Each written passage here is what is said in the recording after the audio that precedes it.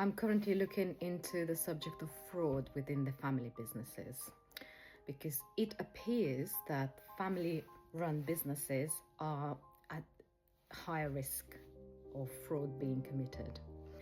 When you bring a girlfriend or a partner into the business, it gives them that sense of entitlement and favoritism within that particular setting. As in the previous case, when the girlfriend stepped in and caused damages and then committed fraud. And therefore, I keep telling people, make sure you keep your personal relationships where they belong, at home. Don't bring your relatives into any kind of business settings. Because as soon as we enter into that intimate relationship with somebody, automatically people assume our psyche works that way, that it makes us feel close to that person.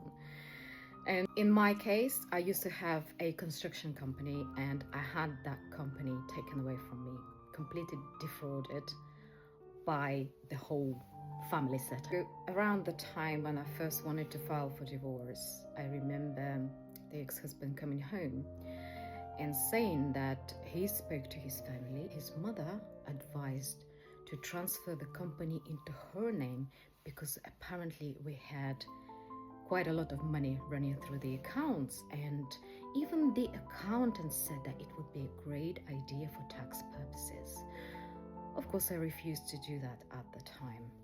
Whilst I was there caring for my child and looking after the children, trying to run the business, he took the time to run the business down. So what he did during COVID, he took out different loans and secured whatever, something against the property, and basically run the business down to the ground. And then he set up another company of his own, a clearly identical company.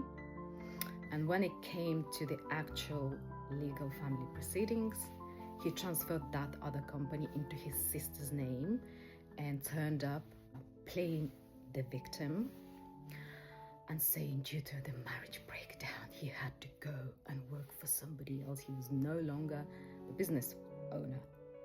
He had to go and work for somebody else, his sister. So whilst she and him were receiving thousands of pounds from the business, carrying on work, I was left without any access to the family finances. We got to some point when there were points where there were no toiletries, no food in the fridge.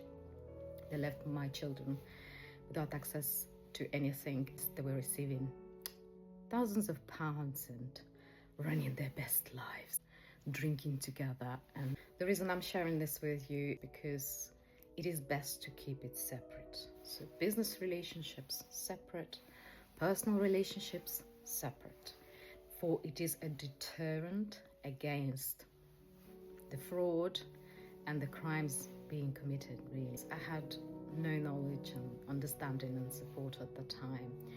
I made a lot of mistakes, obviously, for I had to find this way out of that situation by myself and on my own. It was extremely hard because what should have happened is I should have filed for divorce at the time that I wanted to file for divorce.